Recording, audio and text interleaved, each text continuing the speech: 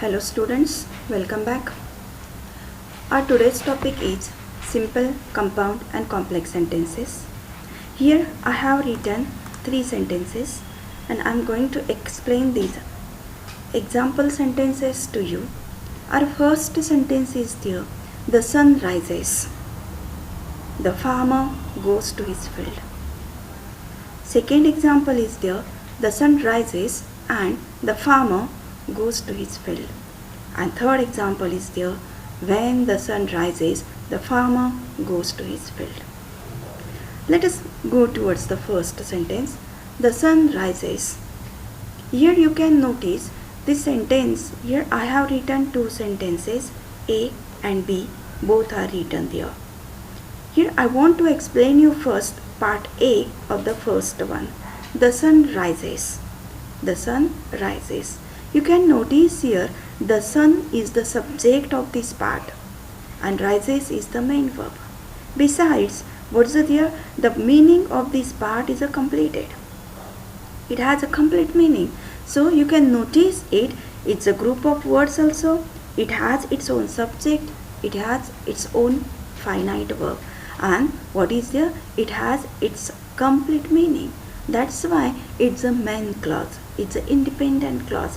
Means what is there? This is a simple sentence. The sun rises is the simple sentence.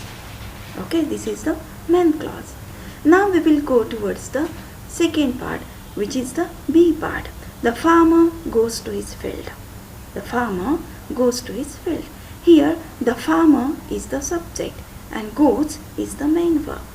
Here this part also has its own subject and its own main verb, and its meaning is also completed. Means what is here? A part is also simple sentence and the B part is also simple sentence. Okay, then what is the simple sentence? The simple sentence has its own subject and its own main verb. Let's move to the second sentence. The sun rises and the farmer goes to his field. The sun rises and the farmer goes to his field. Here, see, both sentences are like the first one only. Same sentences are taken here, but instead of the full stop, what's done here? Here and is written. And what is this and? This and is a coordinating conjunctions, and here these both simple sentences are connected by this word, which is and. This is the conjunction. Right? And so you can notice here this first part means the A part and the B part means these both simple sentences are joined together by and so it is called compound sentence. Next is the third sentence. When the sun rises. Here what I have done? Here I have used a comma. The sun rises, comma, the farmer goes to his field. Here the farmer goes to his field. B part is kept as it is, but what is there? In the beginning of the A part, what is used? When subordinating conjunction is used. What word I used here? Here I used the word subordinating conjunction, and here what I used? Here I used coordinating conjunction. In the second sentence, you can notice that rising of the sun is as important as going of the farmer to his field. These both parts, A part and B parts, these both parts are equally important here. But in the second sentence, you can notice that the first part means A part is not as important as the B, which is the main clause. Means here one is important and another is the subordinate. One is the main clause and another is the subordinate clause. And so when such a sentence you notice which is having a one main clause and one subordinate clause, means more than one can be also there.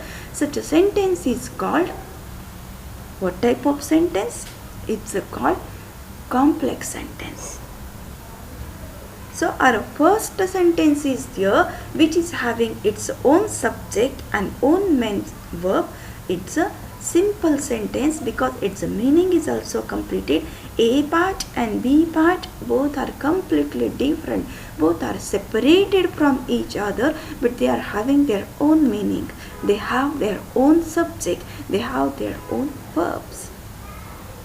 In the second sentence, A and B part means these both simple sentences are connected by using the coordinating conjunction. And in the third sentence, you can notice that one simple sentence is kept as it is, means the B part is kept as it is, and A part is connected to it by using subordinating conjunction. And that's why this A sentence is called a simple sentence, B sentence is called a compound sentence, and C sentence is known as the complex sentence. We will take the first simple sentence. Here I have written the definition of simple sentence. Here what is written? A simple sentence has a subject and one finite verb. You may say it a main verb also. I think there is no need to explain once again. But again, two example sentences are taken here and I want to explain them. Here first is the Asha won the first prize. Asha won the first prize. Here Asha is the subject and one is the finite verb. So it's a simple sentence because only one subject and only one finite verb is here. In the second sentence, you can notice that we arrange a picnic every year. We arrange a picnic every year. We is the subject and arrange is the finite verb. So in these both sentences, only one subject is there and only one finite verb is there. So these both sentences are what? These both sentences are simple sentences. There are different patterns of simple sentences, and these patterns help us to understand what type of sentence it is. See, in our daily routine we use these all patterns while speaking in English, otherwise while writing in English. See, our first pattern is there. What is there? Subject plus helping verb plus main verb. See, bachcho, already you are knowing what is the subject, what is the helping verb, what is the main verb, because you learned these all things in tenses and change the voice. And that's why I have taken this topic, which will be very easy for you to understand. Here you can notice he is ringing the bell. He is the subject, is the helping verb, and ringing. To ring is the main verb, but ing is added because it's a sentence of the present continuous tense. And that's why he is ringing a bell is a simple sentence. Second one is there, I don't like oranges. I don't like oranges also. I is the subject, don't is the helping verb, means auxiliary verb, and like is the main verb. And the third one, she has bought a car. Here also you can analyze the sentence. She is the subject, has is a helping verb, and bought is the main verb. And so in these all sentences, what's there? Only one subject is used, and beside that main verb, means the finite verb is also used there. And that is why these all sentences are the simple sentences. So our first pattern is the subject plus helping verb plus main verb. Now we will move towards the second pattern. And what you notice here, what I have written, modal auxiliary. But I told you what is a modal auxiliary also. Right? Can, could, may, might, must. These all are the modal auxiliaries. Here I have taken the sentence of can, must, and rain. Right? Can, must, and may. These three are the modal auxiliaries, and read, study, and rain, these are the main verbs. And those which are used in the beginning of the sentences, they are the subject. But once again we have to apply only the definition of the simple sentence. And what is that? A subject and a verb. And here in every sentence you can notice a subject is there, Sheila, you and it. And a finite verb is there, that is the read, study and rain. And that's why this pattern is also considered as a simple sentence pattern. Next is their gerund. See, you may use a gerund in simple sentence. See, those sentences which are having the gerund, participles and the infinitives, they are also considered as the simple sentences. Means here there is a question in your mind, what is the gerund? Gerund means present tense verb is having ing. But what is that? This ing form of present tense verb does the work of noun. Here I have written verbs which take places and do the work of nouns. Means it functions as a noun.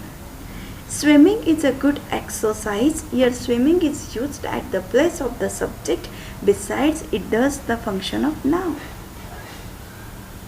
So swimming is a good exercise. It is considered as a subject. It's a gerund and is the helping verb. So only one subject is there, only one verb is there, and so it can be considered as a simple sentence. Second one is there, I don't like smoking. Here smoking is a gerund and it's used at the place of an object. It is used at the place of an object. And you can notice here I is the subject and like is the finite verb and smoking is a gerund. Don't get confused. Swimming, smoking, ये तो भी verb है, और is and like and don't, these are also verb. What is your focus? Your focus is on the gerund. So those sentences which are having the gerund as a subject could be considered as a simple sentence. And here you can notice our simple pattern is there, that is of the subject, helping verb and the finite verb means the main verb, which we have seen as a first pattern of the simple sentence. After that you may use participle. Participle, there are two types of participles, present participle and the past participle. In present participle, ing is added to the present tense verb. Means the dancing doll is there. Dancing doll. Dancing doll. Doll is a noun. But what is an adjective? How is the doll? Dancing doll. But here to dance is a verb and ing is added to the verb. But this ing form of present tense verb does the function of an adjective, and that is why it is called participle. Are you getting me? What I am telling to you? Here what we noticed, 1 minute, in gerund this ing form of the verb is doing the function of a noun. But in gerund it does the function of an adjective. Verbs do the function of an adjective. Here you can notice barking dogs seldom bite. Dogs, which dogs? Barking dogs. So barking is an adjective. Right? But here seldom bite. Bite is only the finite verb. It's a broken cup. How is the cup? It's a broken. It's a past participle. Present participle and the past participle. These two are the types of the participles. Cup is the noun, but how is the cup? It's a broken cup. Right? And here it and is subject and the primary verbs are there. So the verb, the sentence which have participles could be considered as a simple sentence. Next is there infinitives can be used in simple sentence. What is the infinitive? Infinitive means 2 plus present tense of verb. To play, to eat, to write, to read, to watch. These, when 2 comes with the present tense verb, at that time it is considered as the infinitive. I wish to learn. I is the subject, wish is the finite verb, and to learn is the infinitive. But our focus is only on these both words which are very important here. So if the sentence includes infinitive, it could be considered as a simple sentence. Next is your WH question or verbal question could be considered as a simple sentence, because in that question also एक ही subject आता है, एक ही finite verb आता है. यहाँ पे लिखा है मैंने will you help me, you and help. We have to focus on these both words, both parts of speech. And what is your name? This is a WH question. It's and your name. Means a WH question and verbal question could be considered, could be taken as the simple sentence. Next is their imperative sentence. In imperative sentence, subject means the person to whom you have ordered is invisible. Sit down means you are ordering to someone, means you have to sit down. You is the invisible, subject is the invisible, but the verb is there. Sit down, come here, come. These are the verbs. So imperative sentences could be considered, could be taken as the simple sentences. Next is there an exclamatory sentence. In exclamatory sentence also, what is there? A subject, only one subject is there and only one verb is there. Means the second sentence is there, how surprising it is. Here it is the subject, is the finite verb, though it's given in the end of the sentence, but what is there? It's also simple sentence. And all the passive voice sentences are the simple sentences. Passive voice could be also a simple sentence. No need to tell because we have already learnt passive voice. Ravan was killed by Rama and later is a saint. By whom? It's not written, but this is the passive voice. And so passive voice sentences can be considered as a simple sentences. See, the definition of simple sentence is very easy. A simple sentence has a subject and only one finite verb. But the different patterns are there, and in these patterns also you have to focus on the subject and finite verb. Our second type is there, it's a compound sentence. Compound. You people have learned this word in science. Water is a compound. Right? No? Means WATER, water. But in science, H2O. Right? No? H2O means the two molecules of hydrogen and one of the oxygen. And when two different substances are coming together, at that time another third one which is a completely different from them is formed there. Correct? वही है यहाँ पे two separate clauses, two simple clauses, two main clauses, two simple sentences are coming together, and the third one, a compound sentence is formed there. So a compound sentence has at least two main clauses. कम से कम दो होते हैं, इससे ज़्यादा भी होते हैं, but at least two main clauses, and these clauses are joined by a conjunction or conjunctions. Here I like to mention which conjunctions. 1 minute.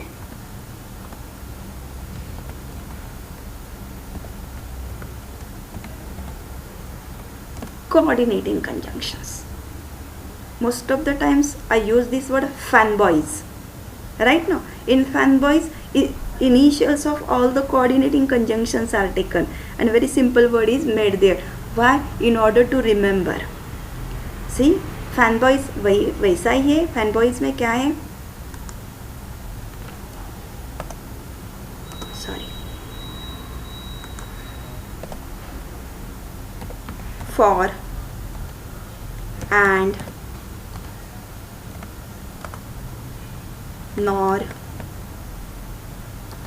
FAN, fan, boys, but,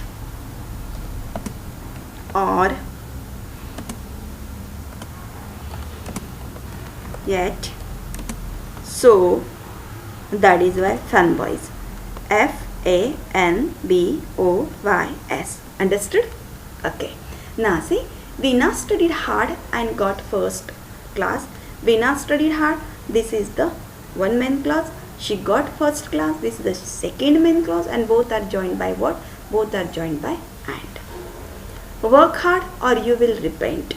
This is the imperative sentence and this one is the simple sentence, means the main clause both are joined by or, which is already written here. He requested her to forgive him. This is the first main clause, but she did not. Means she did not forgive him. This is the second main clause and both clauses are joined by what? Joined by but. Here I have mentioned which are the coordinating conjunctions: and, but, or, for, so, therefore, nevertheless, nor. Okay, and here just I wrote what? Here I wrote the what is fanboys so that you people can easily remember it. Fanboys means coordinating conjunctions, and coordinating conjunctions are used to connect two clauses, two main clauses, simple sentences, to frame what? To frame compound sentence. Now the third is there, that is the complex sentence. Complex sentence, here I have taken the first example of the complex sentence. When the sun rises, the farmer goes to his field. When the sun rises, this is the A part, but this part is not as important as the B part. This is the important, this is the main clause, and the meaning of this A part is depending on the B part. Okay, means one main clause is there and another what is there? Subordinate clause is there. That only I have written here a sentence with the main clause and at least a subordinate clause. One main clause and one subordinate clause. It's called a complex sentence. Here was there when the sun rises. Here when is a subordinating conjunction. Okay, it shows the time, means when the sun rises, it's the adverb clause of time. Correct? So this is a main clause and this is the adverb clause of time, and so these both are taken together as a which sentence? As a complex sentence. Here also I have taken an example. This is a boy who had stolen my bag. This is a boy. यही वो लड़का है. Which boy? कौन सा? Who had stolen my bag. Here who is the relative pronoun, right? Who had stolen my bag, and this who is related to whom? It's related to the boy which comes in the main clause. So here this is the boy is the main clause and who had stolen my bag, it's a subordinate clause. देखो यहाँ पे मैंने खाली यही read किया who had stolen my bag and I skipped this first part who is a boy, ये मैंने नहीं रीड किया. Just I came in the class and I said that who had stolen my bag. What will you understand? You will not understand anything. But when I'll read this whole sentence, this is a boy who had stolen my bag, आप लोगों को clear हो जाएगा. The teacher is talking about a particular boy who had stolen a bag. Means this is the describing to this boy. This B part is there, no? इसको मैं B part कहूँगी. This is a describing. This part is a describing to the boy, which is already mentioned in the main clause. So here adjective clause is given. This is a boy is the main clause and who had stolen my bag is the adjective clause, right? But by using one main clause and one subordinate clause, which sentence is formed here, बच्चों? Complex sentence is formed. And then you can notice here in complex sentence subordinating conjunctions are used. In compound sentence coordinating conjunctions are there, and in complex sentence subordinating conjunctions are there. Then I'll explain here which subordinating conjunctions are there. You can notice that these all conjunctions are used in different clauses. जैसे कि यहाँ पे मैंने who लिखा है. I have written who here. Who is used in adjective clause. Whom is also used in adjective clause. Whose is also used in adjective clause. When is used in adverb clause of time. It's also used where, adverb clause of place, right? How is also used in it is also used in noun clause also. What, noun clause. While, adverb clause, means time. Why, reason. Which, noun clause, adjective clause. Okay, whoever, adjective clause. Wherever, adverb clause of time. If, adverb clause of condition. Unless, adverb clause of condition. Although, adverb clause of concession or supposition. Though, adverb clause of concession or supposition. Okay, in this way these different subordinating conjunctions are written here, means the before, once again time, adverb clause of time, after, adverb clause of time, since, adverb clause of time, because, adverb clause of reason, that, noun clause also. Okay, and so you have to remember these are all subordinating conjunctions, and these subordinating conjunctions are used in which sentence? In complex sentence to introduce which part? Which clause? Subordinate clause. Okay, and so easily by remembering these subordinating conjunctions, you can identify whether the given sentence is a complex sentence or the compound sentence. So you have to learn coordinating conjunctions, you have to learn subordinating conjunctions. You can easily identify whether it is a compound sentence or whether it is a complex sentence. And in case of the simple sentence, you have to remember these all patterns which I have mentioned here. Write down these all patterns and all clauses, conjunctions in your notebooks. That will be easy for you to identify and to remember simple, compound and complex sentences. And here this topic is over. Thank you.